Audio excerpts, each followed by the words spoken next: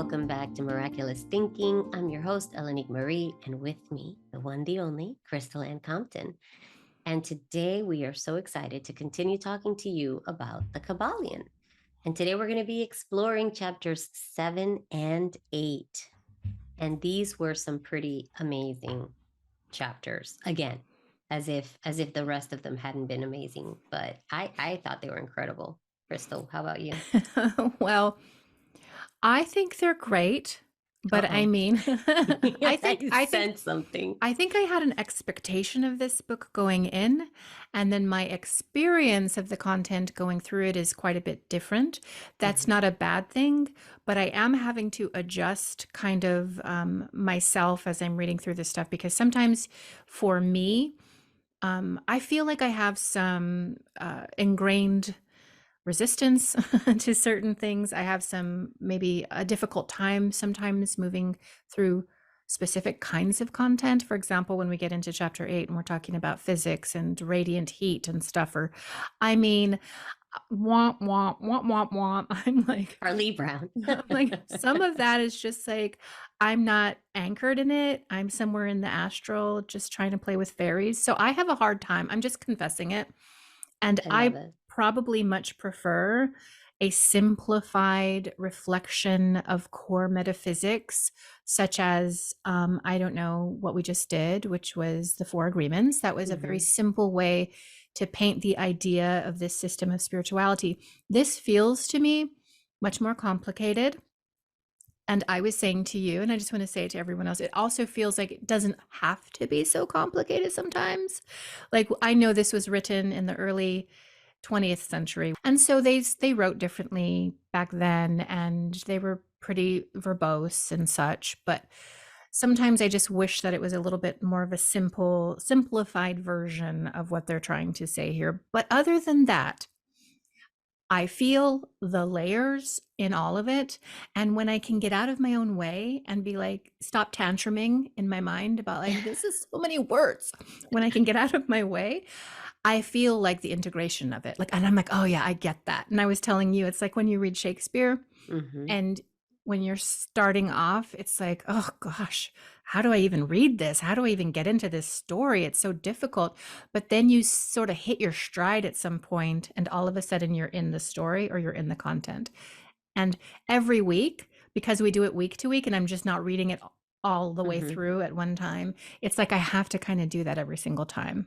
Yeah, Am I dumb? not at all. I think that those are completely valid. And I agree with you. It is very verbose, very flowery Hmm. language. And sometimes it makes a concept that could be very simple Yeah. and very powerful by making it simple. It makes it shrouded in language. But considering this is coming from the mystery schools, Hmm. I think that that's part of what they utilize to weed out whether it's a serious student that is willing to wade through the jungle of words to get to the nugget inside. So I think it's Oh, also a yeah. way of like Yeah. filtering people. I'm thinking kind of Are you like a security like device. me? I'm getting Like, filtered out. no, you're not, because you stuck with it. I I think that's am. the thing. I think most people will find it like, why is this so wordy? Hmm. Yet you feel something within you that says, continue, just Right. continue, just do it, just keep going. And also, I think there's a part that they even acknowledge where, it's not a book that you read, it's a book that you study. Hmm. So this is really not meant to be grasped or understood the first time around or the second time around. I think every time you read it, you're getting activated and new levels are appearing. Things that were there that you couldn't see, and now you see it. And you're like, was that there the whole time? Hmm. This, What? yep. It's like You little know? seeds that are being planted.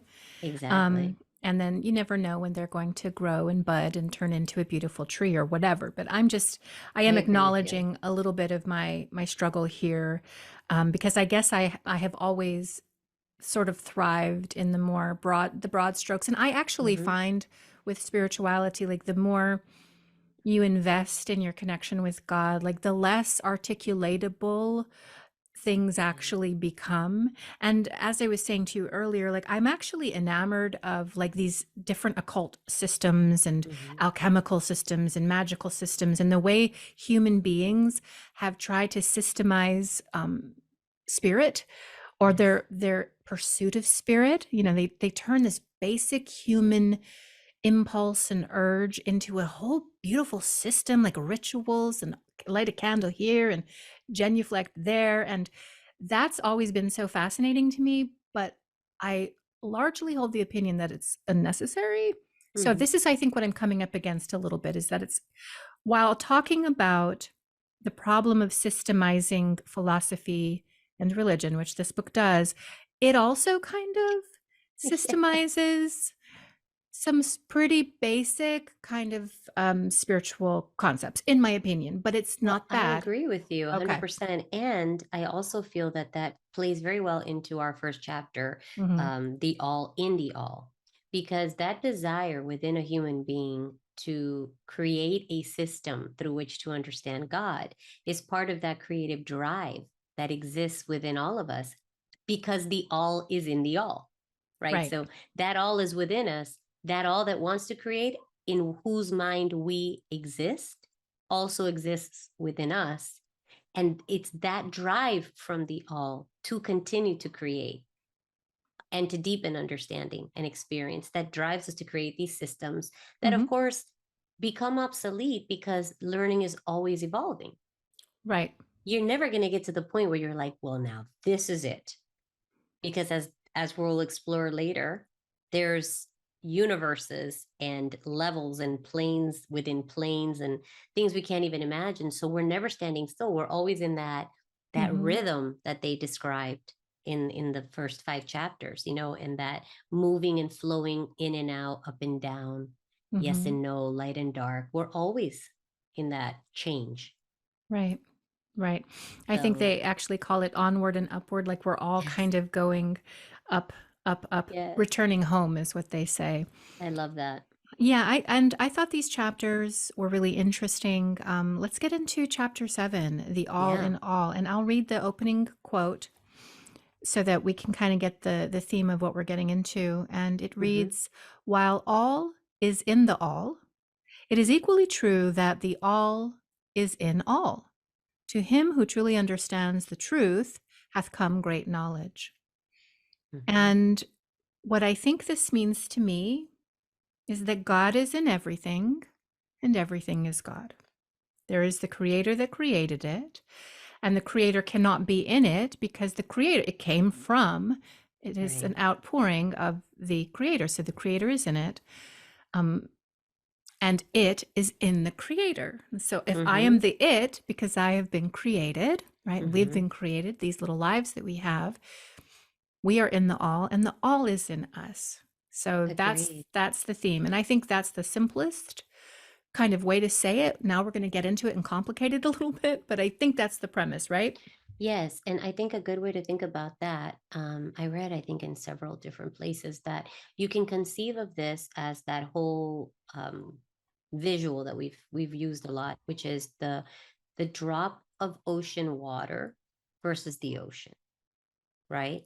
Yes. And so while the drop of water is in the ocean, it falls and it becomes part of the ocean, but yet within that drop is the ocean, right? So the ocean is inside the drop and the drop is inside the ocean, and yet it's its own thing, but the ocean is within it. So I love visualizations, like, to Mm-hmm. help me understand things that I can't wrap my mind around sometimes. And I think of God like that, like a giant God, the universe, source, whatever word you want to use for it. The all Mm-hmm. has this beautiful ocean of which everyone is a drop. Yes, I love that. And I think the greater implications of this are that, and here are the questions that I think inherently come out of it.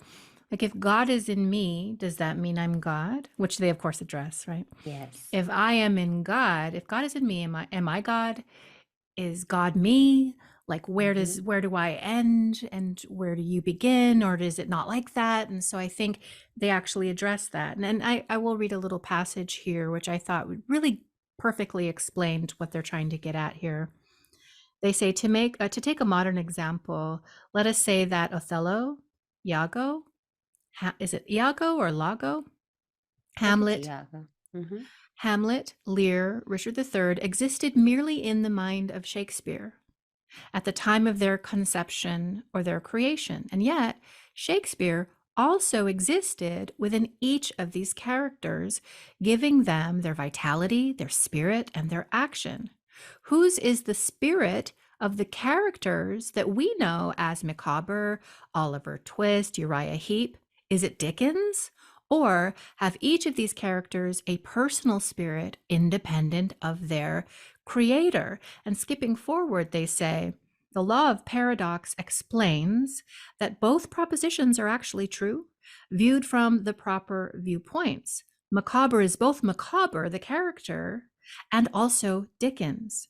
And again, while Micawber may be said to be Dickens, yet Dickens is not identical with Micawber. And man, like Micawber, may exclaim, the spirit of my creator is inherent within me, and yet I am not he. So I think that's just a great way Mhm. to lay it out. I am personally a creative person. I am a writer. And when I am creating, and I used to do fiction, Elenique, I used to write these Mm. grand fictional stories as a way to kind of get out of my miserable actual life. And I would find myself going to this other literal dimensional place. Like I was just creating in this beautiful space. I lost track of time. I forgot to feed myself. Shockingly, I do like to eat. Forgot to feed myself, even go to the bathroom. Like none of that was I was aware of none of that. I was just in the process of that creation. And so I can really connect with how the characters that I created, they are me. They're aspects of me. They're dreams of me that I'm telling Mhm. myself. But those characters aren't me. I'm not, my Right. life, my spirit isn't contained in the characters that I create. Mhm. Mhm. I think that's I love that way of thinking about it. That way that they have us think about characters as creations in the imagination of a writer. And another aspect of that is that once the character is created, and the more other people validate the existence of the character, for example, like a Darth Vader character, right? Where once George Lucas creates Darth Vader, now Mm-hmm. Darth Vader's in the world, but Darth Yes. Vader is now no longer limited to how George Lucas gave him life. He now, the more people that fixate on Darth Vader, think about Darth Vader, wonder about Darth Vader, imbue Darth Vader, project onto Darth Vader. Darth Vader now begins to have a life of his own, even outside of the Mm-hmm. creator's original conception, which I believe is what we are doing in our process of evolution. So, as we believe in ourselves, as we conceive of ourselves, as our friends conceive of us, as our environment conceives of us, the concept of Elenique Crystal continues to evolve and expand and take on more life. And that's why we thrive when we are in a community that sees us and feeds us with the positive energy and the positive regard that we need to flower. Mm-hmm. So I think that's what's so beautiful. It's like, yes, we're in God's mind. Yet while we're in God's mind, we are alive. We are alive through God in God's mind or source's mind or whatever. But at the same time, there is this other life of its own that it takes through the other components in God's universe, in the all. So I find it beautiful. Just this beautiful interaction. Most definitely. And there is is it an illusion of free will that as, you know, my existence as the character in God's play meets and greets other people on the stage of life and they come to know me and my meaning shifts and changes based on their perception and how I identify myself. And so I change, take on a life of my own, but isn't God still with me? Isn't that still all God anyway? It is. And I think it's the concept of Saturday is the day in the week, but Saturday is not the week. Okay. So Saturday is a day in the week, Mm-hmm. but it's not the whole week. It doesn't include Monday or Tuesday or Wednesday or Thursday or Friday or Sunday. Saturday is Right. Saturday. So I think that's why this is it's interesting. And I do believe that the potential for full relationship with the all exists within all of us. But as a creation, by definition, we're limited, right? There's a Right. conceptualization down to Crystal's gonna look like Snow White, and and she's gonna have these gifts, and she's gonna have this tone of voice, and she's gonna have all these things. There's this bringing it down into this beautiful creation. But is it really limited? Because I suppose if my perspective and awareness is pointed outward of myself into the projected reality, then that's a limitation.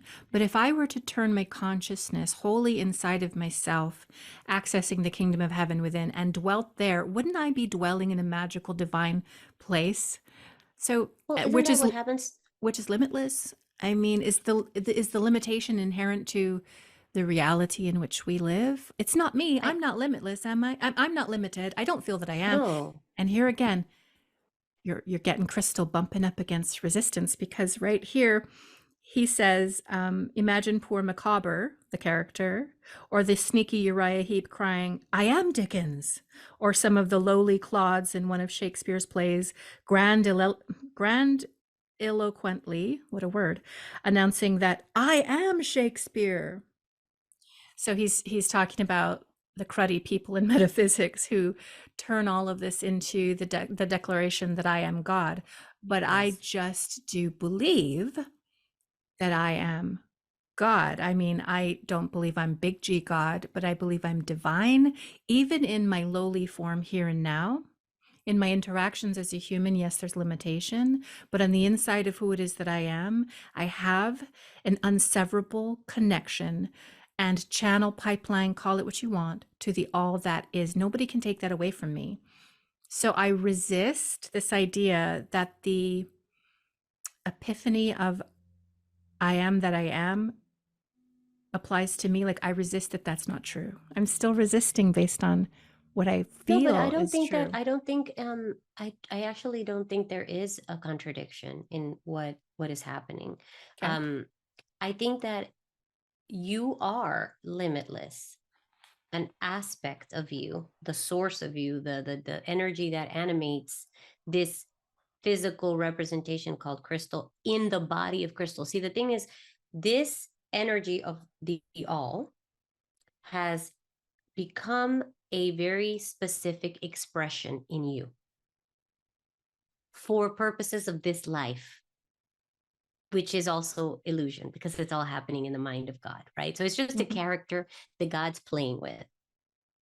And yet, um, what the character is made of is God thoughts, God energy, God stuff. but it is not all the God. Right. Yes. See what I mean? So I do think we Yes. are divine. I do think we're God stuff. I do think that, like you said, if you just turn your awareness, instead of directing it out, direct it into the silence, into the peace, into love. For in just a few seconds, you see how that shifts people's heart rate, Hmm. mind, brain waves, everything. It's just, okay, this is home. And then you get out here again and you Hmm. forget. Right. So I agree. But I think that it's just a matter of saying, just as you are not your mother, Hmm. but you came from your mother, there is your mother's DNA in you, Hmm. but you are not the same thing. Right. Yes. I think that's what they're trying to get at. Well, I think maybe it's a tone I'm picking up I on, think with so. a I do. tone in this book where I feel like they feel the need to constantly remind you, you're lucky if you even become a student. You're lucky Right. if you can even ascertain these mysteries and truths. And I understand that that is true, but I think it's just kind of, maybe I'm just tantruming out over the sort of that authoritarian Mm-hmm. sort of place that I feel like they're coming from. Like, we have the knowledge, and if you're lucky, it's going to make sense to you at some point. Just keep reading Right. it, keep studying it. Hopefully, at some Yeah. point, it'll activate. So that bothers me a little bit. I That's think my it's ego. definitely written. It's very written very paternalistically, for sure. Yes. It's Yes, very ma'am. paternalistic, in its tone. And another thing though about it that I find intriguing is I they say the reason why God creates is unknowable. It Mhm. will never be known. So we always want to go back to, okay, but why is God creating all these slowed down versions of himself that eventually become matter, right? You have the ultimate all, and the all slows down and lowers the vibration, lowers the vibration, lowers the vibration until you get Right. human beings. And we will, and they say, well, you know what? Guess I'm sorry, you're not going to ever understand it, because in this level of vibration, you can't even comprehend what it is, this multiverse, this universe, this whatever. Your mind cannot hold it. So then that's why I think when we looked at Don Miguel Ruiz, I said it's Mhm. experiential. I Right. think that's what mystics have. It's that, and you see that after they have it, they just, like, they're never here again. Mhm.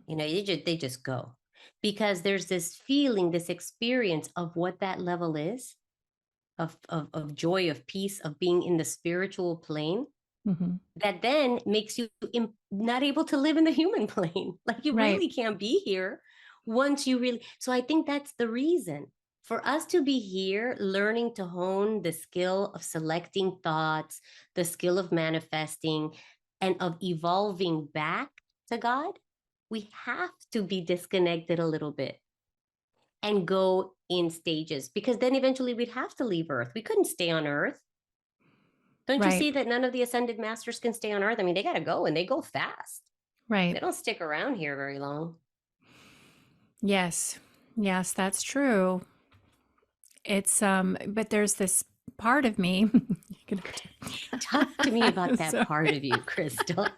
There's this part of me, and we kind of get into it in the next chapter when we're talking about all the Mm-hmm. different planes of existence. Mm-hmm. Um, that believes that I am existing here right now as Crystal in third dimensional reality. I also happen to believe there's many dimensions here in the third dimension that could Mm-hmm. also be parallel that I might be existing in. It looks a lot like what I got going on here, but just a little different. But there's also versions of me. We could call these light bodies. These are the me's that I occupy when I'm lucid dreaming, when I Mm-hmm. am meditating, when I am having my encounters with angels. I'm doing that in a specific vibratory space that is not of the domain of the third dimension. That's still me. And when we kind of get into the dimensional spaces and the planes, I believe I exist in every single space. In every single vibration, there's a version of me. And because it's me, it's in me right now. And I never feel, I'm not correcting you because I understand what you're saying. I never feel cut off from that. I feel like largely I'm unaware of that because I'm caught up in Right. illusion, but it's always a part of me. And maybe we could say this is the junk DNA, that nobody Right. knows why we have it. Well, maybe I do. Maybe it's because this is the energetic spiritual stuff that links me to all these other me's, of which I have access at Absolutely. all times. I So, love it. I mean, I I love don't know, man. I don't feel. And Go ahead. well, one thing they said is, and in the degree that man realizes the existence of the indwelling spirit, which I think is what you're describing here, Mhm. uh, immanent within his being. So in the degree that man realizes the existence of the indwelling spirit immanent within his being, so will he rise in the spiritual scale of life. This is what spiritual development means: the Okay. recognition, realization, and manifestation of the spirit within us. Try to remember this last definition, that of spiritual development. It contains the truth of true religion. So I think what you're saying is true. And I think it's what they're saying too. I think it's the way they're Mhm. speaking about it. But that's exactly what you're describing. When a man Yeah. really realizes what is within him, which is what you're describing, that you have had an experience of, Mhm. this knowing that you are basically the existence of the indwelling spirit. Mhm. And once you allow that knowledge, that recognition, and that realization to affect everything that you manifest, in the degree to which you're able to do that, you evolve back to God, In the back to upward source, upward in the spiral. upward spiral, and into the other realms and planes of existence, presumably. But this is the question I had for you, because there's all these different planes of existence, and I don't know if I'm getting ahead, or am I getting ahead of us? That is in the next chapter, but Okay, so like let's. we're not constrained to rules and Well, they regulations in just this talk podcast. about, how we have the different planes of existence, that we have the physical plane and the mental plane and the And spiritual spiritual. plane. Mm-hmm. And you and I were talking, and I was saying, well, can we be at different levels Mm-hmm. in all the planes? So, for example, maybe I'm not very advanced on the physical plane, but another aspect of me, the part that you're talking about that is in the spiritual plane, Mm-hmm. is like a genius, spiritual Mm-hmm. savant. Right. And I was wondering, like, if we have multiple parallel realities, if Jesus is on earth now, and he's like Pedro, like his name is Pedro now, and he totally isn't aware that soul playing out of who he is as that Pedro slash Jesus in the spiritual plane, that he has like the Christ consciousness. Could he be living a mundane life, and we're all like on the train with like Jesus, Mm-hmm. but he doesn't even know it and we don't know it? This because he's that soul differentiated down into Right. the physical form, who doesn't remember or doesn't have awareness. Mm-hmm. So Mm-hmm. I don't know. This is trippy. Like, this It stuff freaks me out. I'm trying to wrap my mind around it, but I really don't know. it is very trippy. I used to think of dimensions as like different rooms in a house. Like 3D is the dining room and 5D is the bedroom or whatever. And so because it helps to make things linear for Mm-hmm. our human brains. But I think that with what we're going to get into, this model of like spirit and materiality and mentality and the different planes of correspondence, I think it's not me in a room. I think I'm the house. I'm in Right. all of the rooms all of the time, and I'm existing in spiritual form in these various planes of spirituality, right? I am there. I'm existing there.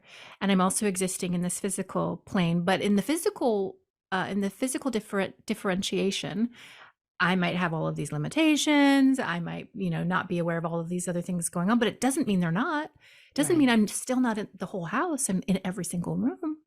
Mm-hmm. I That's what fear I'm wondering. That's what I'm wondering. And they said there's a bleeding over between one and the a other, right? shading, a shading. Yeah. Yeah, So yeah, yeah. where does physical end and where does mental begin? And we see that a lot with what we've talked about with manifestation. That what Well, begins. Mhm. sorry, sorry. I'm sorry. I'm No, go vibing ahead. with you, but like, was the shading between the sub dimensions in one plane, or was the shading between the planes? I think it was All of between it. the levels and between all of it. In other words, Okay. where does the spiritual crystal end and the physical crystal begin? Right. There's no real Where demarcation. We're just kind of there's a shift in vibratory state, right. because what they describe is that the plane is simply a difference in vibration. Mm-hmm. Spiritual being the highest vibratory state, Mm-hmm. mental being the second, and then physical being the third. But it's remember that whole idea that they talked about the thermometer, and Yes. where is hot and where is cold. Yes. So spiritual, hot, cold, right? Okay, but Mm-hmm. where does hot begin and cold end? I don't know. So I think of this of in the same way that the physical, the mental, and the spiritual are all degrees in a way Mm-hmm. of the same light energy. Right. And so where does one begin and one end? And can we, through adjusting our vibration, which you utilize, Kundalini yoga, Yes. meditation, Yes. prayer, Yes. even fasting, and some yoga and some Oh, body yes. movements, Yes. Yes. can you activate those parts of our centers that are wired to basically set off the alarm to Mm-hmm. spirit, and says, oh wait, she's good, she's vibing, Mm-hmm. and then we basically jump out of this vibratory state, Mm-hmm. physical form, Mm-hmm. and can land in mind state, which is where we create the physical manifestations that we want to bring into being, or spiritual state, where we have these spiritually transformational experiences by virtue of shifting our vibrational state. And that's where I think we can really simplify it for everybody, Mm-hmm. because again, they're systemizing planes of consciousness and existence. They're dimensionalizing all of this. They're ascribing deities and entities to different spaces and places. And that's all interesting. And we'll get into it. But it's going to come down. All of these planes of correspondence and consciousness are dictated by vibration. Mm-hmm. And so you have to vibrate at a certain rate, be calibrated at a certain vibration in order to occupy specific dimensional spaces. Like if I can't raise my vibration to stair step up and meet the angels, then we're not going to have that interaction. It really is. Exactly. So when people say, be high vibe, like let's get high vibe, Mm-hmm. that Mm-hmm. sounds so buzzwordy, that sounds so trendy, but it really is everything, because the more you work on your vibration and modify it and begin to raise it, raising it means just to feel and be and exude love, joy, happiness. What makes you excited? What is your highest excitement? Follow that. Living life on that level puts you into these higher planes of correspondence or consciousness that we're going to be talking about in a little bit. And we can all do that. That's the thing. No matter Absolutely. where you're existing, in the schema, you Totally. can work, and they're doing it too, wherever they are. Mm-hmm. We're all going home. The Kybalion tells us we're all And returning home. I love how they say, and the same seven spiritual principles are true for all the levels. Yep. So, what you're doing in the spiritual plane, that's spiritual, the people that are ascended to the spiritual Right. plane, they're still having to behave and act according to these seven principles of correspondence, of vibration. They too, no matter where you are, the animal kingdom has to respond to it. The plant kingdom is also evolving. The mineral kingdom is also evolving. We're all evolving. So, and we're all trying to move ever upwards back to the source. Like you took this really long road trip around the world and forgot about where you came from. But then after such a long time, you just come back home and you're like, oh, yeah, home was awesome. Why did I ever leave here? Why did I ever go? I think it's amazing because, to reflect what you're saying, the Kybalion refers to the archangels as mortal. And now, if we stand next to or in the presence of an archangel, like we would fall, Yeah. prostrate, and we would not be able to speak, and we'd probably have a seizure. Like we cannot be in the presence of such divinity. They are Mhm. gods to us, even beyond gods to us. And I guess they talk about like beings that are even higher than that, but they are Mhm. all constrained to these laws that we're learning about in this book that are built into all of creation. The all that is doesn't have to adhere to the laws, because the all that is the law, and Right. whatever he creates is also the all. But we, the created, no matter whether you're an archangel or your little Elenique Marie, you're going to have to work within the confines of these universal laws, right? As a character in a book is always Yes. under the control and the spell of the ultimate author. And you know how people get so mad when there's soap operas and the writers like kill off a favorite character and Mm-hmm. everybody loses it? But Mm-hmm. ultimately, the writer controls the characters in the script.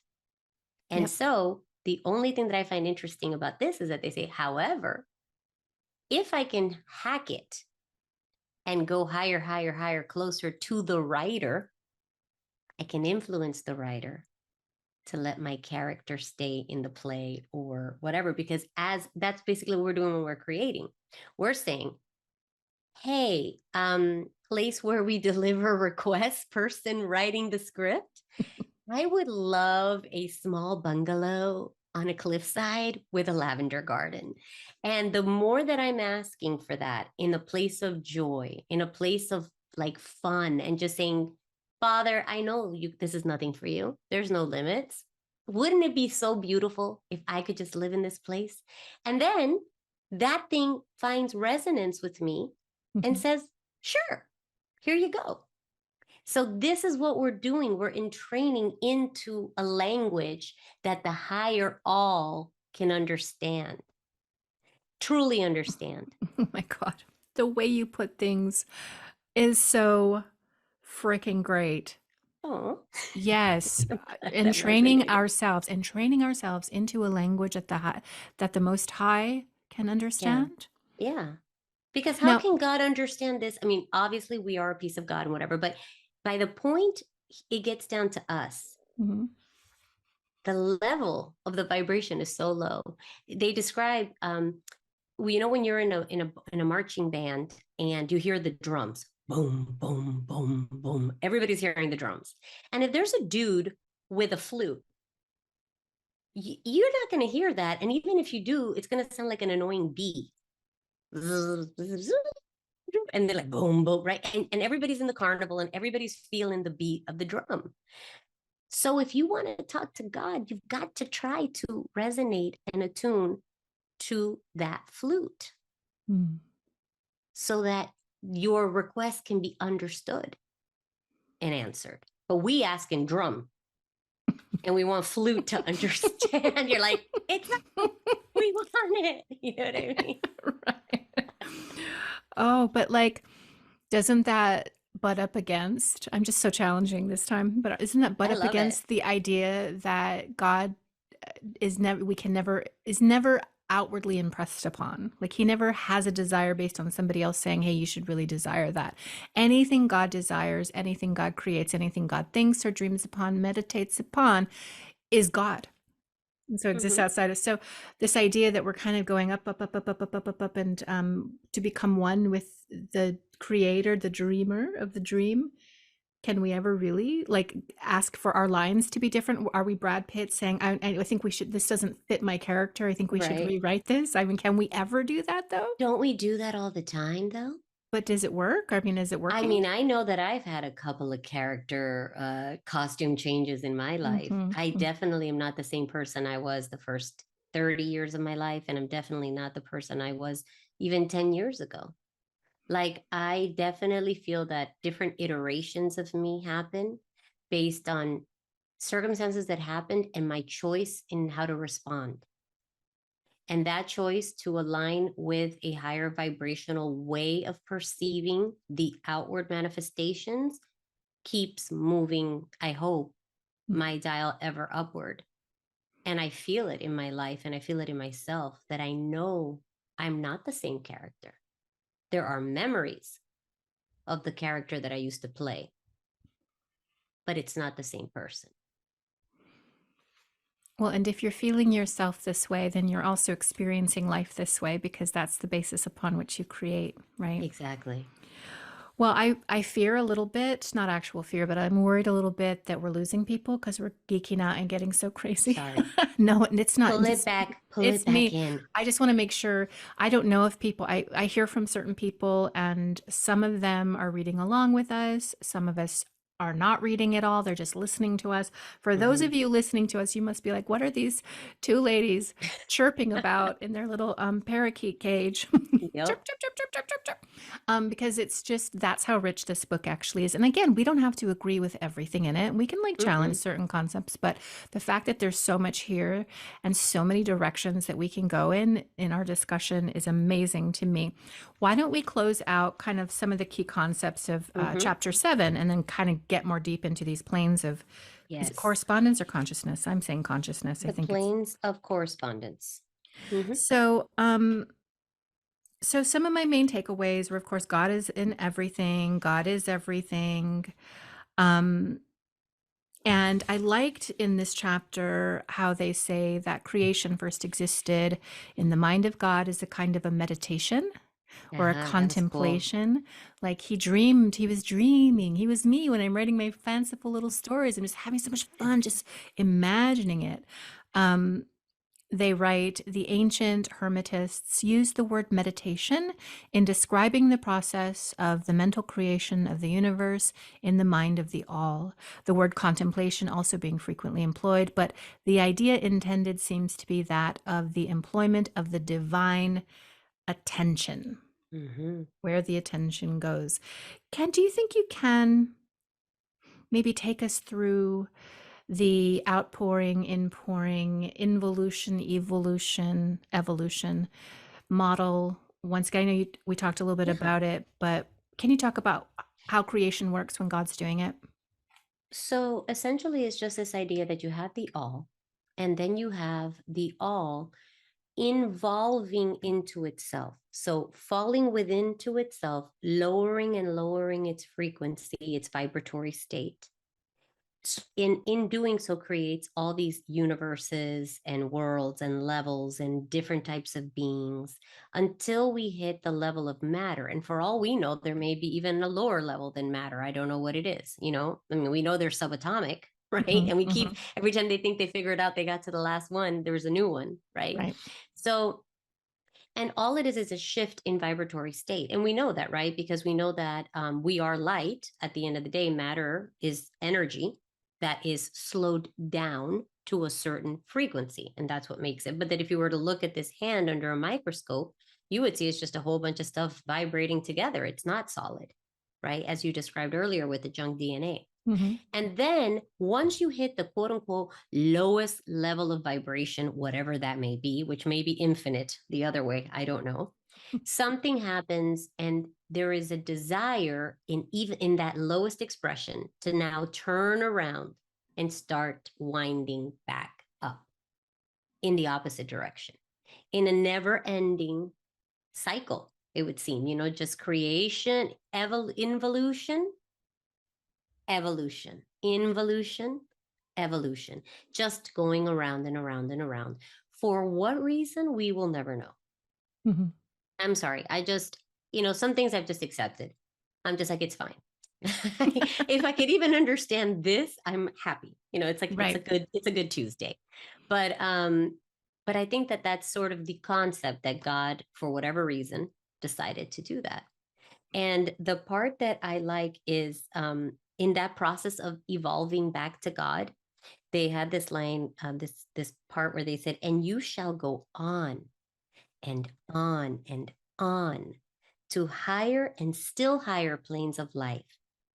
For eons upon eons of time, the universe is your home, and you shall explore its farthest recesses before the end of time. You are dwelling in the infinite mind of the all, and your possibilities and opportunities are infinite, both in time and space. At the end of the grand cycle of eons, which makes me believe that it begins again, Mhm. um, when the all shall draw back into itself all of its creations, you will go gladly, for you will then be able to know the whole truth of being at one with the all." Ooh, Isn't that beautiful? that's really great. I love that. And isn't that what we all want? Like on Mhm. some level, that's why the struggle is so real, people. We're just, we just want to know what that feeling of coming home, fully home, undifferentiated, even though the journey is fun. Mhm. Even when you stay at the best hotel, when you get home and get in your bed, you're Yes. like, thank you, please. You know? Right. Yeah. Oh, so beautiful. Well, there was much more to that chapter, so you will definitely want to go and read it on your own and or Yeah. study it. But those are pretty much our takeaways before Mm-hmm. moving into the planes of correspondence, chapter 8, which opens with the quote, "As above, so below, and as below, so above." And here we get into the theory of the three great planes, as we have already Mm-hmm. discussed. First being the great physical plane, which is also the Mm-hmm. lowest or densest vibratory plane, it feels and seems. The second being the great mental plane, which would be the plane also of manifestation and creation. Mm-hmm. And then the third being the great spiritual plane. And they then set about to um, talk to us a little bit about what these planes are. Each of these planes is subdivided into 7 minor planes. So each, Mm-hmm. like for example, Subplanes. the physical plane has 7 subplanes, and each of these correlate with certain things. And my impression before we move into them is that the first plane, which is the great physical plane, is science, sciencey Mm-hmm. stuff. Mm-hmm. Again, womp womp womp womp womp. The second, I got a little more interested. I'm like, oh, wait, I recognize some of this. That's the great mental plane, which Mm-hmm. felt to me like dimensions, dimensionality, universal architecture stuff. And then the Mm-hmm. third being the great spiritual plane. Now we're getting into masters, we're getting into archangels, we're getting into the beings that dwell in these planes. That was the way I kind of organized it in my Mm-hmm. brain. What do you think? Mm-hmm. Yes, completely. And the part that I found really beautiful when they began this section is they say the great second Hermetic principle embodies the truth that there is a harmony, agreement, and correspondence between the several planes of manifestation, life, and being. There is this harmony, agreement, and correspondence. The truth is a truth because all that is included in the universe emanates from the same source. And the same laws, principles, and characteristics apply to each unit or combination of units of activity as each manifests in its own phenomena upon its own plane. So I found that very interesting. Each manifests each manifests in its own phenomena, which is Mm-hmm. why sometimes we have these spiritual experiences and people are like, well, it defied gravity, it defied the physical, because it's a different phenomena Mm-hmm. expressing in its own energy and upon its own plane. So they're here, they're next to each other, and yet they're not the same, Mm-hmm. but they have an agreement and a balance, A harmony. Yeah. right? And I think that we're going to get to talk about a question that one of the our viewers sent in, which I think Yes. is really relevant to this question about the planes of existence, and Mm-hmm. are we as human beings in our human mind plane um, doing things to jeopardize that balance in the short term in the human story, right? Because you can't Right. do anything to it in the space of, Right. you know, ultimately. But Right. essentially, planes are degrees of manifestation. That's what they are. Planes are just levels of manifesting, from the lowest level where you have a certain kind of manifesting to the highest level of that plane where you have manifestations that are in alignment and matching with the vibratory state from which it was created. Right. And that's all delineated or attached to, tethered by vibrational states, right? It's Completely. all dictated. Your plane is dictated by the Mm-hmm. vibration. So do you want to, I mean, I just kind of want to skip over, but I mean, I don't want to like do that if you don't want to, like the minor physical planes, which are, No, I don't want to. Yeah, we it's don't just need to get like into that. matter and stuff like that. It's really talking about our physicality, atoms and blah blah. No, atoms is actually in the next one, but just Mm-hmm. energy, matter, and ethereal substance. Where it gets interesting for me is in the great mental plane, Mm-hmm. which here again is subdivided into 7 subplanes. The first being the plane of the mineral mind, the Mm-hmm. second being the plane of the elemental mind, Mm-hmm. A, and then the third being the plane of the plant mind, fourth being the plane of the elemental mind, B, Mm-hmm. the fifth being the plane of the animal mind, then the plane of the elemental mind, C, and then finally the plane of the human mind. And so my thoughts here was that this coincides, is very complementary to the dimensions of light theory as I understand it to be, Mm-hmm. with the plane of the mineral mind coinciding with dimensions 0 through 1 and or 0 through 2 even, which is like the dimension of the heartbeat of and the building blocks of Gaia, like on that Mm-hmm. molecular level. And then you move to the plane of the elemental mind for the mineral mind. And so this is what I think people need to key in on here, which might be a little Yes. convoluted to understand, is that for every one of these planes, mineral mind, plant mind, animal mind, and human mind, there's a corresponding elemental mind. And we're talking about, I think, literal elementals, nature elementals, Mm-hmm. because they're talking about the beings and the entities that exist in those spaces. And for Mm-hmm. those of you who don't know, there is this idea that for every living thing, there's kind of this overlighting intelligence. We could call it the deva. We could call these nature elementals fairies, but they are helping to organize nature. They're helping to organize these different material spaces and places, starting with mineral. And then when you get to the plants, there are fairies and there are beings that are actually helping to organize and keep these spaces, places thriving. Same with the animals. There are beings that are here for the health and the wealth and the thriving of the animals, and also for the humans. And all the elementals also intersect and exist in sort of that shading space. And I think, in my experience, all kind of work together. This is so subtle to me because Hmm. animals are so similar to plants, so similar to humans, so similar to the mineral, to the soil, to the growth of the planet. So much intersectionality here. But for all of these, we have these deva, these beings that are here to help and here to keep us all structured and organized in this reality. I know Hmm. that's a little bit convoluted, but I think maybe here's where we might want to bring in the question from one of our listeners, because she had a question actually about animals Yeah. and something that we're all experiencing on the planet right now as it concerns animals. And maybe we can use some of this to help her gain some insight. This email comes from Lynn Fast. She says, "Hello, I love your podcast, and I've been sharing it with all of my friends that I know will be blessed by it as well. Thank you. Thank you Thank for you. helping us to grow the community." She says, Thank you for the work you've done and that you continue to do. I would love help with how to handle the video clips I've unintentionally happened upon of animals in torturous animal testing situations. They haunt me. I know replaying the images in my mind is not helpful to me or to them. And I loved the image of the Big Bang of Love in podcast 9, but I wondered if you would have any suggestions on how to intentionally help these animals with my heart and my energy and my mind.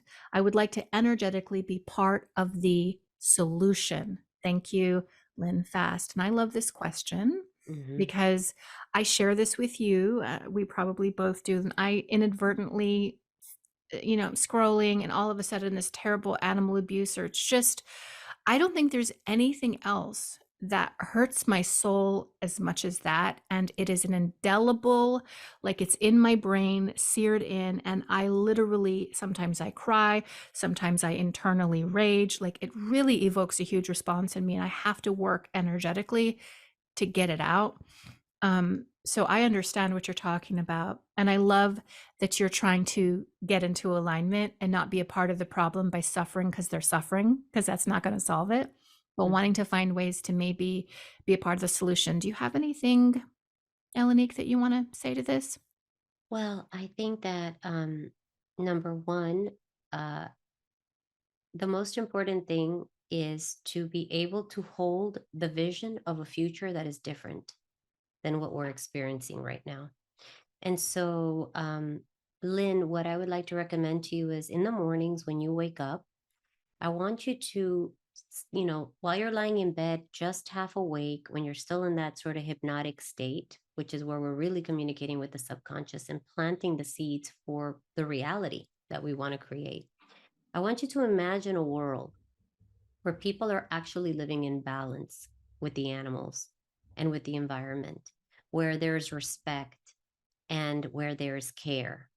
And I want you to feel that. And if you can, drop into your heart before you begin to have that picturing, that vision, and connect with something that you truly love or something that you're truly grateful for, because there is no energy that's stronger than the energy of love. It really is the energy of God and of change.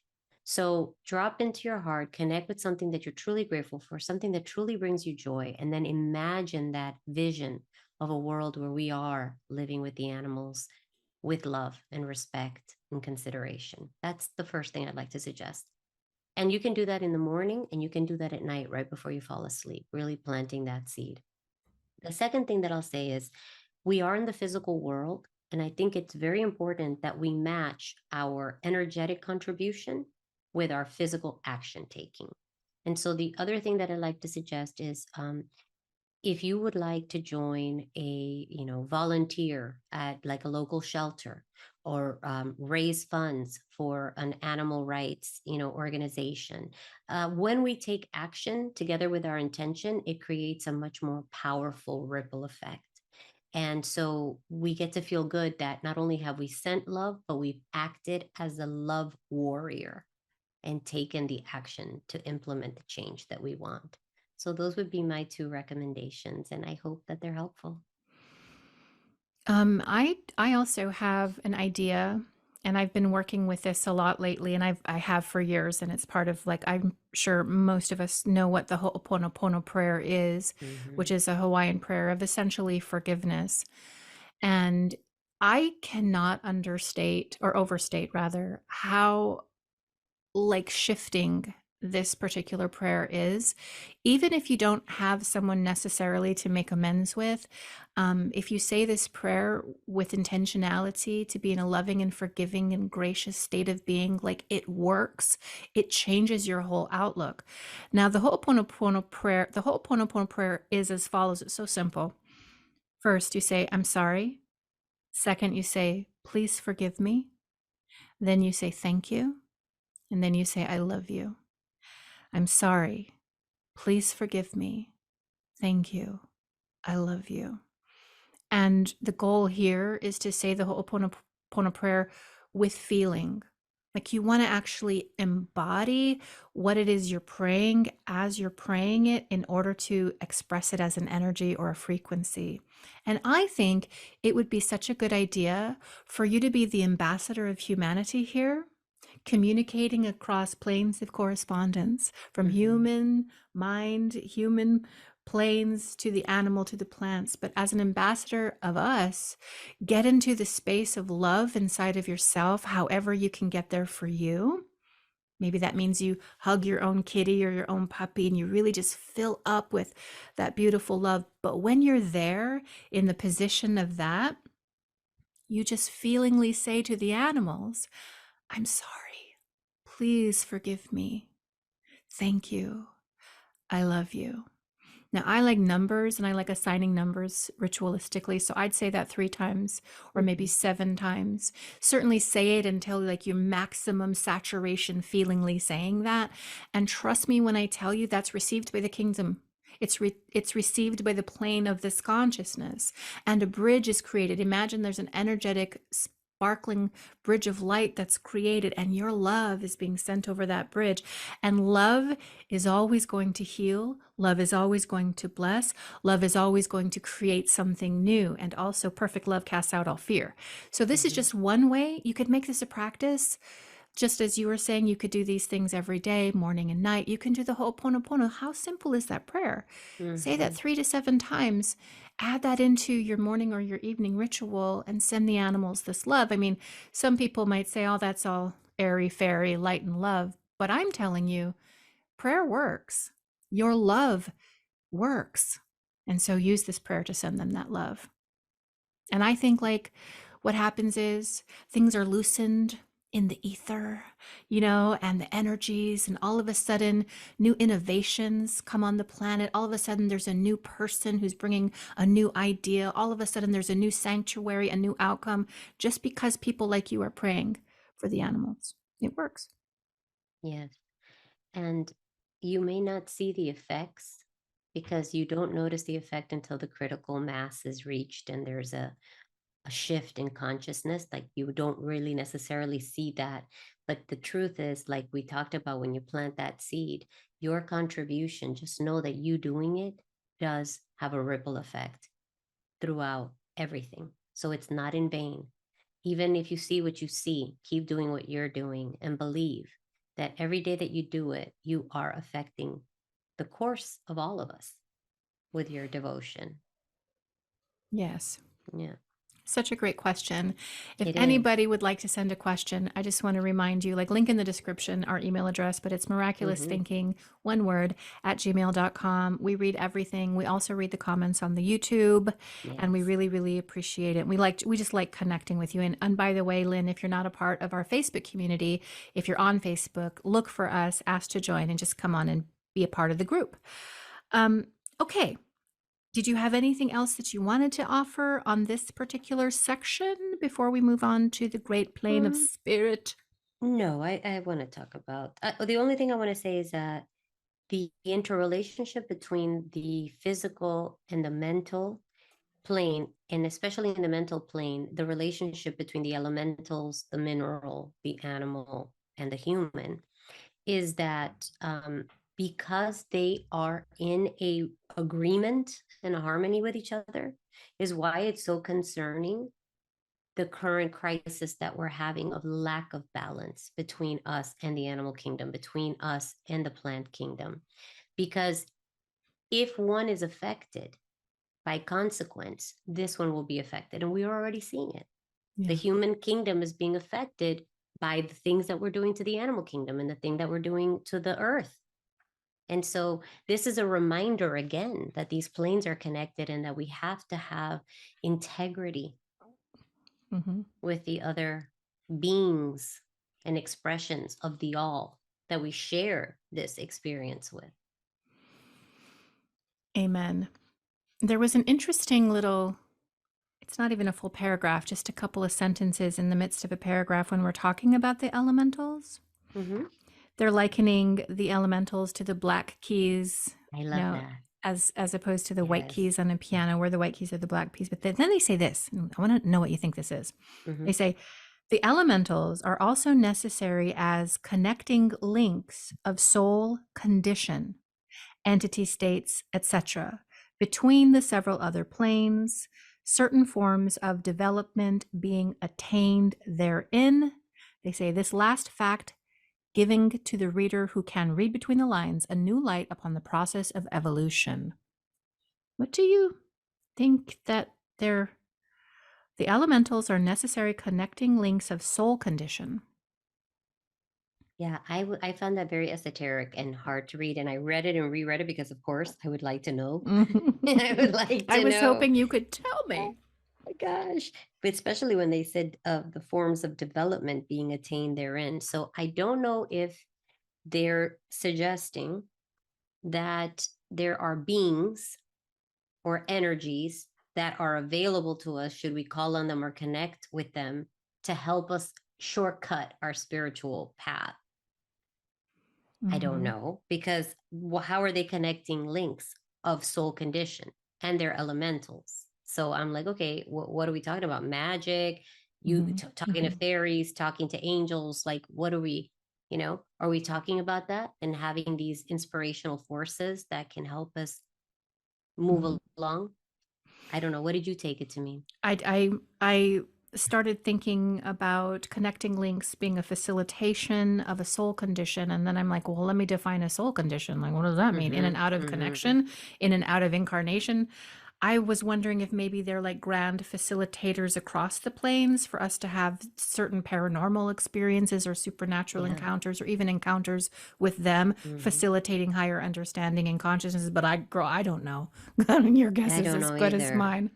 I No like that idea. they mentioned their breath of fire from yoga, which is Mhm. great, as a shortcut for transforming an individual's vibratory rate.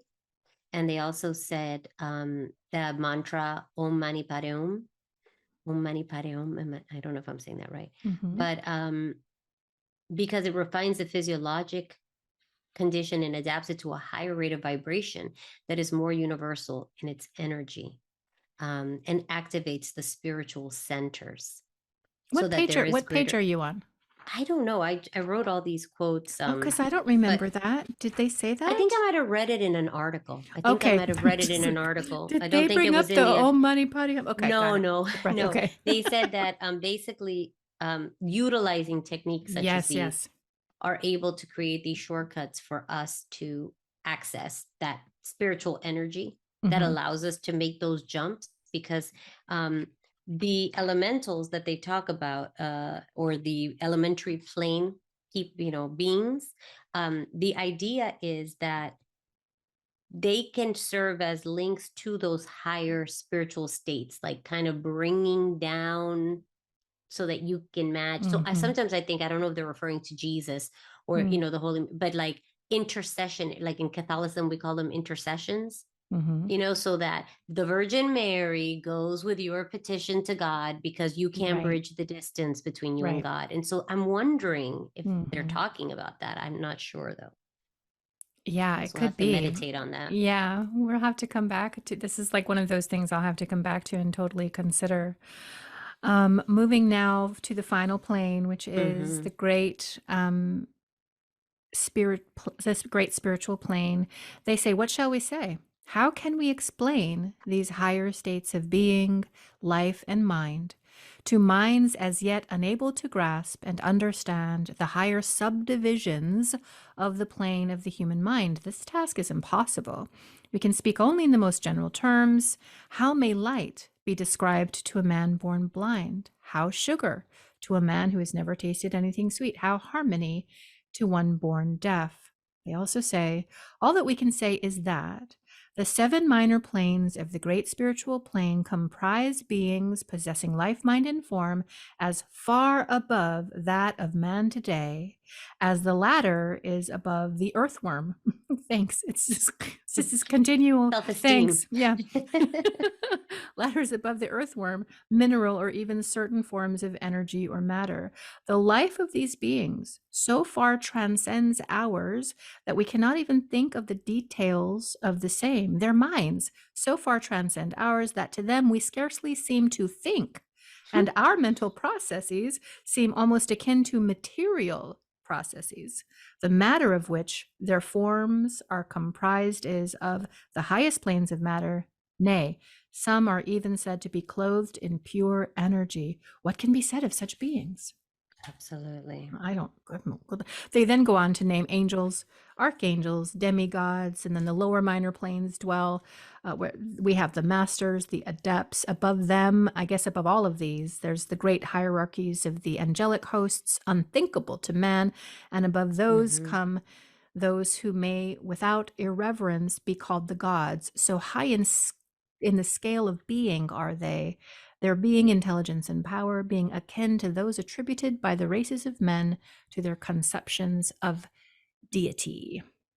So, And they also basically say that the inner teachings about the spiritual plane, the phenomena is so much higher than the mental planes that a confusion of ideas would result if there was any attempt to actually describe them.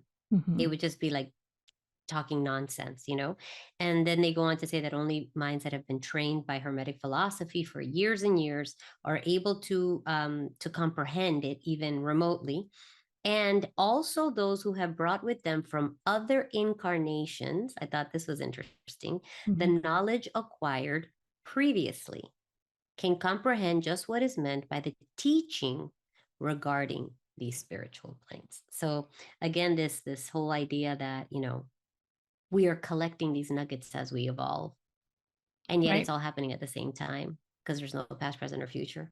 So I think that you know, it's hard to wrap your mind around. And eventually I just said, you know, stop trying to figure it out with your head because you're not gonna.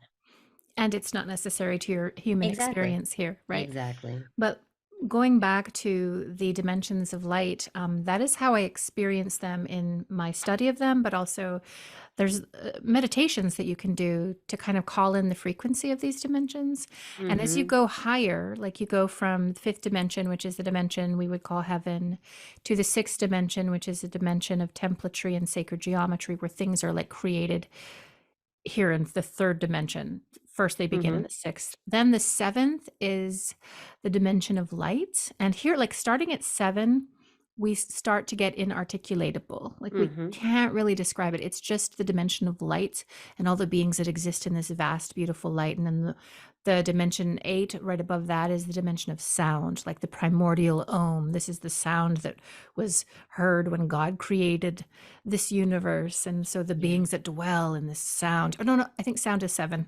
And I think light is 8, excuse me. And then 9, like when I was trying to get into the vibe of 9, it's like the void, the space we go that right before the spark of the manifestation, the spark of that which is being created, like that just pure potential. Voids kind of makes us think of black and we're lost. No, it's not that. It's just possibility, and like all of the beings that dwell there. But how can you explain what you can only really feel? That isn't even doing it in any justice. And I'm just me, like meditating over here in my office, you know, Right. like who even knows what's really going on in these different Man, planes. I think about that so much. And because of that, and because of what you're describing, I am this idea of creation and pure potentiality. And when they talk about, they say here that the phenomena, because of these inner teachings, are so powerful. What happens there? They say the meaning of spirit, such as in the spirit realm, as used by the Hermetists, is akin to living power, animated force, Mhm. or inner essence, right? And so the knowledge of spiritual power that you derive from the great spiritual planes is used to create. And they go on to say that this power may be used for selfish gains or selfless action. And a fact that's been recognized by a majority of the religions in their concepts of Satan, Beelzebub, the devil, Lucifer, fallen angels, etc. So, this idea that someone had this high spiritual power and then did not use it for good or in a high vibrational way, used it for selfish gains, and that the punishment for that is a terrible fate. Um, they put, and the swing of the pendulum of rhythm, which we talked about, will inevitably swing them back to the furthest extreme of material existence. So it's like chutes and ladders, and the ladder takes you right back down to the Mhm. beginning, and you've got to start all over again. But not only that, they say as you go down and you have this fallen experience, you have these sort of sensing what you knew. So they're in this horrible material plane, like this really limited, constricted experience. And yet, all the time, there's this lingering memory of the heights from which they fell. Wow. How horrible, Wild. So right? can we put that into like a human experience? Like can you illustrate that for us? Like I are mean, we I talking would about think, black magicians? What are we talking about here?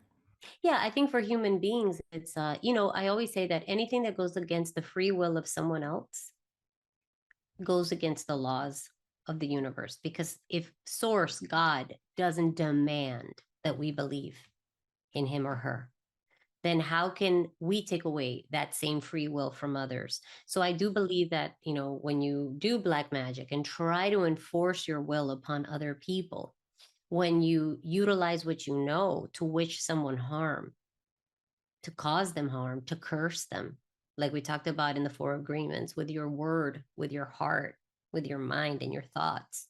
And if you're powerful, you can have a significant effect, right? If the other person is weak, let's say energetically. And so I think that in these cases, the repercussions and the backlash for those things are exponential compared to what you did. It's never a payback. It's not tit for tat. It's like that seed. And now instead of one mustard seed to a mustard seed, you have a mustard seed to a mustard tree. And you got to deal with all that karma. So So it's scary. do you think that this final piece here is also implying that we have entities and beings in these higher planes of consciousness and awareness, like up where these angels are, that are also could potentially act in selfish ways I mean, I think against? so. I think it said Hmm. whatever is true in one level, the aspect of degrees and Hmm. polarity Yep. exists. And I think we all know that on some level.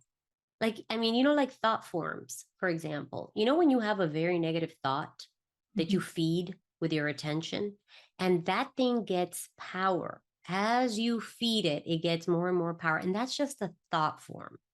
We're not even talking about a high level evolved, because spiritual knowledge, I always think about Star Wars.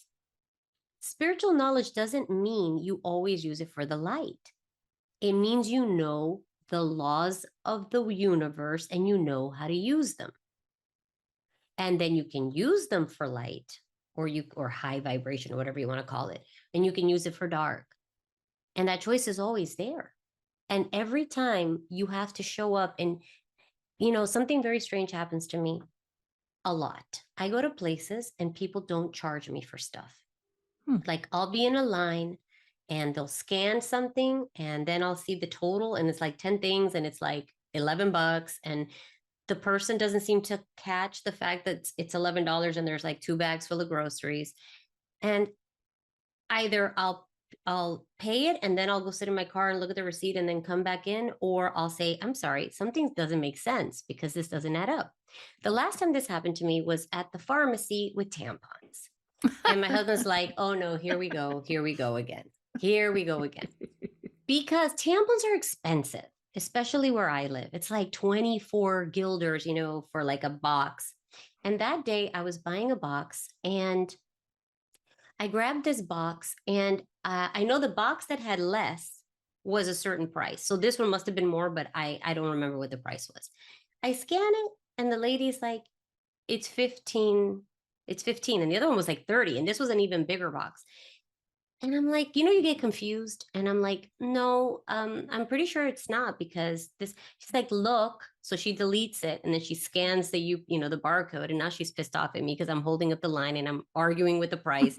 And I'm like, that doesn't make any sense. That doesn't make any logical sense, because the little box, I said, probably in administration, when you guys were scanning these, someone scanned the wrong price to the UPC. And you're probably missing a 2 or a 4 or something there. But I just can't take these tampons when I know that's not the right price. And the other day it happened again when I went to a store with my son. And so I realized at that point, I got out to the parking lot. I'm like, I'm so tired of walking back into places and having people look at me like a nut. Because they always ask me, I'm sorry, did I overcharge you or undercharge you? I'm like, no, you undercharged me. She's like, so you want to pay? I'm like, yes. These moments seem so small and insignificant, but I realize on some level of my being that that source is testing me constantly for integrity, even on a pencil. Because there have been moments in my life, not by stealing, but with myself, that I have been so far out of integrity with my thoughts and my words and my actions, so far. And when I chose to change that, I feel like that's my check-in, my gift that I get, this reminder. Are you still in integrity? Will you still maintain your integrity over a pencil or a tampon or a hamburger? Because those are the moments that you're choosing to up level and to allow that light to pull you ever upward and onward, or when you just come right back down on chutes and ladders and end up right where you began. And I feel like that's how God shows up for us in our life, in these mundane things that we think don't matter. Those are the alchemical moments. That's when the magic is happening. Wow. Yeah. Over a box of tampons. Is your Tampons. integrity ever tested, Elenique? I know. Over tampons. I love it. That's awesome. Oh my gosh. Well, I'm just glad we could pull some present day examples of how to apply some of these concepts. Absolutely. I'm sure that's going to hover in everyone's imagination.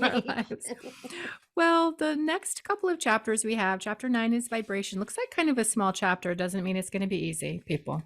I don't believe so. And then we have polarity. It looks is also quite small. So that's exciting, because sometimes I feel like I'm studying for a college exam when I'm preparing for these podcasts. But oh, for sure.